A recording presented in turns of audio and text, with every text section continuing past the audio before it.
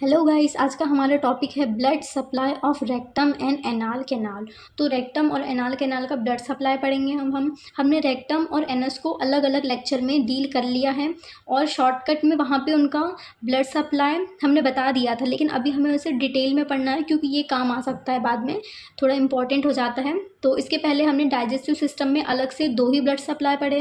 पहला हमने स्टमक का ब्लड सप्लाई पढ़ा था जो कि मोस्ट इंपॉर्टेंट था, तो उसको अलग से समझना ज़रूरी था। फिर अभी हम पेल्विक रीजन में आ गए, इसलिए हमें रेक्टम और एनाल कैनाल का भी ब्लड सप्लाई अलग से पढ़ने की नीड है, इसलिए हमने इसका अलग से लेक्चर लिया है। तो आपको अच्छे से देखना चाहिए, अच्छे आगे कि आपको समझ में आए। तो मैं पूरी कोशिश करूँगी कि आपको समझ में आ जाए। तो अब हम ब्लड सप्लाई पढ़ते हैं, ठीक है। तो हमने जब रेक्टम पढ़ा था तो वहाँ पे हमने शॉर्टकट में देखी थी 3 आर्टरीज, ठीक है। एट्रियल सप्लाई में superior rectal artery, middle rectal artery और मीडियन सैक्रल आर्टरी, इन तीनों आर्टरी के बारे में अभी हम देखेंगे कि कैसे आई है, कितनी ब्रांचेस है और कहाँ कहाँ सप्लाई करवाती है, रेक्टम के कौन से पार्ट में कौन सी आर्टरी का सप्लाई होता है, ठीक है। तो हम पढ़ रहे पहले सुपीरियर रेक्टल आर्टरी। ये हमारा रेक्टम है और यहाँ पे जहाँ पे एनास्टोमोसिस हो रही है ये हमारा एनाल कैनाल है, ठीक है। तो अभी हम पढ़ेंगे सुपीरियर रेक्टल आर्टरी। तो जो सुपीरियर रेक्टल आर्टरी होती है ये रेक्टम की चीफ आर्टरी होती है और superior rectal artery inferior mesenteric artery का कंटिन्यूएशन होता है, ठीक है। जब पेल्विक ब्रीम में आता है तो सुपीरियर रेक्टल आर्टरी बन जाती है इन्फीरियर मेसेंट्रिक आर्टरी। उसके बाद में हम देखते हैं कि जो हमारे सुपीरियर रेक्टल आर्टरी है ये थर्ड सैक्रल वर्टिब्रा से, मतलब कि राइट एंड लेफ्ट में ब्रांचेस दे देती है और डिवाइड हो जाती है, ठीक है। थर्ड सैक्रल वर्टिब्रा के अपोजिट में राइट एंड लेफ्ट दोनों साइड में ब्रांचेस दे देती है। कितनी स्मॉल ब्रांचेस दे देती है जो कि पियर्स करती है मस्कुलर कोट को। फिर ये जो स्मॉल 3 ब्रांचेस है ये नीचे जाती है एनाल कैनाल तक के, और फिर जब ये एनाल कॉलम्स तक के पहुंच जाती है तो ये लूप लाइक स्ट्रक्चर बनाती है। ये लूप है, ये आर्टरी का सुपीरियर रेक्टल आर्टरी के स्मॉल ब्रांचेस अराइज हुई हैं राइट एंड लेफ्ट साइड में। फिर वो एनाल कॉलम तक के पहुंच के लूप बनाती है और फिर वो इन्फीरियर रेक्टल आर्टरी से एनास्टोमोसिस कर देती है। और जो सुपीरियर रेक्टल आर्टरी थी वो अपर पार्ट में करवाती है और नीचे भी चली जाती है एनाल कॉलम तक के, तो इसलिए इसे हम चीफ आर्टरी बोलते हैं क्योंकि ये पूरे रेक्टम को ही सप्लाई करवाती है। फिर मिडिल रेक्टल आर्टरी जो है ये लोअर पार्ट में कराती है जहाँ पे रेक्टल एम्प्यूला फॉर्म होता है, वो वाले रीजन को सप्लाई करवाती है मिडिल रेक्टल आर्टरी। फिर जो मिडिल रेक्टल आर्टरी है ये कंटिन्यूएशन होता है इंटरनल इलियक आर्टरी का, उसकी भी anterior branch, internal iliac artery की एंटीरियर ब्रांच से अराइज होती है मिडिल रेक्टल आर्टरी और फिर ये superficially lower part of rectum में सप्लाई करवाती है। फिर यहाँ पे भी और बहुत सारी आर्टरीज जो है वो आती है, जो पुअरेस्ट आर्टरी होती है उससे जाकर के मिडिल रेक्टल आर्टरी एनास्टोमोसिस कर देती है। फिर हम आते हैं मीडियन सैक्रल आर्टरी। तो मीडियन सैक्रल आर्टरी जो है ये आयोटा से अराइज होती है और आयोटा जो है उसका जो टर्मिनेट पार्ट होता है, मतलब कि लास्ट में, तो वहाँ से ये स्मॉल ब्रांच जो है ये अराइज हो जाती है आयोटा के पास से, आयोटा के लोअर एंड से, ठीक है। और फिर ये कहाँ जाती है एनोरेक्टल रीजन में। अब रेक्टल जंक्शन हमने पढ़ा था जब हमने एनाल कॉलम पढ़ा था, तो ये हमारा इंटरनल इंस्पिंक्टर था और ये एक्सटर्नल इंस्पिंक्टर था। उनके बीच में यहाँ पे मसल है प्यूबोरेक्टालिस मसल। तो ये जो प्यूबोरेक्टालिस मसल है यही जो है यहाँ पे दोनों साइड में वो क्या बनाती है, एनोरेक्टल जंक्शन बनाती है, एनोरेक्टल रिंग्स बनाती है। और ये रिंग्स के भी डायग्राम मैंने आपको एनाल कैनाल में शो किए हैं और शायद रेक्टम में भी शो किया था, कि अभी हम इसको पढ़ेंगे बाद में, ठीक है। तो यहाँ पे बनता है एनोरेक्टल रीजन, एनोरेक्टल जंक्शन, तो इसके भी पोस्टीरियर वॉल में सप्लाई करवाती है मीडियल सैक्रल आर्टरी। तो ये तीनों आर्टरी हो गई, ठीक है। अब हम आते हैं वेनस ड्रेनेज में।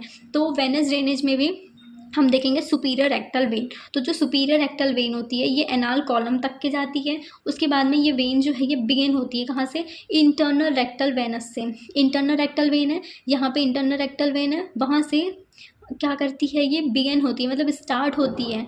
फिर सुपीरियर रेक्टल वेन में जाती है। सुपीरियर रेक्टल वेन के बाद में ये क्या करती है, इन्फीरियर मेसेंट्रिक वेन में चली जाती है। इन्फीरियर मेसेंट्रिक वेन में जाएगी, उसके बाद में स्प्लेनिक वेन में कन्वर्ट होती है, फिर पोर्टल वेन में होती है और फिर पोर्टल केवल एनास्टोमोसिस करवाती है, ठीक है। फिर यहाँ से वापस से आते हैं, इंटरनल रेक्टल फ्लेक्सिस है तो सबसे पहला वो सुपीरियर रेक्टल आर्टरी में चला गया। उसके बाद में कुछ ड्रेनेज जो होता है इसका ये इंटरनल पुडंकल वेन में भी चला जाता है, ठीक है। तो जब इंटरनल पुडंकल वेन में गया उसके बाद में यहाँ से वो कहाँ जाएगा, इंटरनल इलियक वेन में चला जाएगा। फिर इंटरनल इलियक वेन में गया तो यहाँ पे हमने देखा था मीडियल रेक्टल आर्टरी। अब मीडियल रेक्टल आर्टरी है तो मीडियल रेक्टल वेन्स भी होगी, तो मीडियल रेक्टल वेन जो है वो भी इंटरनल इलियक वेन में ड्रेन करती है। तो यहाँ से इंटरनल पुडंकल वेन का भी ड्रेनेज आया इंटरनल इलियक वेन में और मिडिल रेक्टल वेन का भी ड्रेनेज आया। फिर ये दोनों ही मिलकर के कहाँ जाती है? कॉमन इलियक वेनस फ्लेक्सिस में जाती है। उसके बाद में कॉमन इलियक वेन से इन्फीरियर वेना केवा में जाएगी और फिर इनफीरियर वेना केवा से पोर्टोकेवल एनास्टोमोसिस करती है। तो यहाँ से पोर्टल वेन से भी सारा ड्रेनेज आया पोर्टोकेवल एनास्टोमोसिस में, और इन्फीरियर वेना केवा से भी यहाँ आया। तो सारा ड्रेनेज कहाँ होता है? फिर बाद में छोटी छोटी चीज़ों से सारा ड्रेनेज पोर्टल केवल एनास्टोमोसिस में चला जाता है। ठीक है, तो ये हो गई कहाँ पे? ये हमारा वेनस ड्रेनेज हो गया। तो ये एट्रियल सप्लाई और वेनस ड्रेनेज दोनों हो गया है। अब हम थोड़ा सा लिम्फेटिक ड्रेनेज पढ़ लेते हैं। तो यहाँ पे मैं बना रही हूँ inferior mesenteric when, inferior mesenteric nodes. ठीक है, ये इन्फीरियर मिजेंट्रिक नोड्स हो गए। यहाँ पे इन्फीरियर मिजेंट्रिक वेन है, इन्फीरियर मिजेंट्रिक आर्टरी भी है यहाँ पे, जिसका कंटिन्यूएशन है सुपीरियर रेक्टल आर्टरी। तो यहाँ पे मैंने इन्फीरियर मिजेंट्रिक नोड्स भी बनाए, किसके लिए? ड्रेनेज के लिए। अब यहाँ पे सुपीरियर रेक्टल वेन है, तो यहाँ से रेक्टम स्टार्ट हो गया, तो रेक्टम स्टार्ट हो गया तो यहाँ पे मैं बनाऊंगी पैरा रेक्टल नोड्स। ठीक है, तो ये हो गए para rectal nodes, para rectal nodes. Then हम यहाँ पे आ गए, तो यहाँ पे क्या होगा हमारे पास में? इंटरनल इलियक वेन है। तो इंटरनल इलियक वेन है तो यहाँ पे इंटरनल इलियक नोड्स भी प्रेजेंट होंगे। ठीक है, right and left, right and left internal iliac nodes. तो right and left internal iliac nodes. उसके बाद में लास्ट में हम आते हैं, यहाँ पे सुपरफिशियली होता है। तो सुपरफिशियली होगा तो यहाँ पे क्या होंगे? राइट एंड लेफ्ट ये हॉरिजॉन्टल प्लेट पे होते हैं, तो ये होते हैं सुपरफिशियल इनग्वाइनल नोड्स। ठीक है, तो ये दोनों साइड में प्रेजेंट होते हैं। मैं इनका लेबलिंग कर दे दी। ये वाले होते हैं लेफ्ट इंटरनल इलियक नोड और ये वाले होते हैं राइट वाले इंटरनल इलियक नोड। फिर ये है सुपरफिशियल, ये क्या है? हॉरिजॉन्टल प्लेट है, हॉरिजॉन्टल प्लेट और सुपरफिशियल इनग्वाइनल नोड्स। ये लेफ्ट वाला है और ये राइट वाला है। ठीक है, सुपरफिशियल इनग्वाइनल नोड। और ये तो पैरारेक्टल नोड्स लिख दिया, और ये है इन्फीरियर मिजेंट्रिक नोड्स। ठीक है, जो हमने नोड्स बनाए उनकी थोड़ी सी डिटेलिंग कर लेते हैं।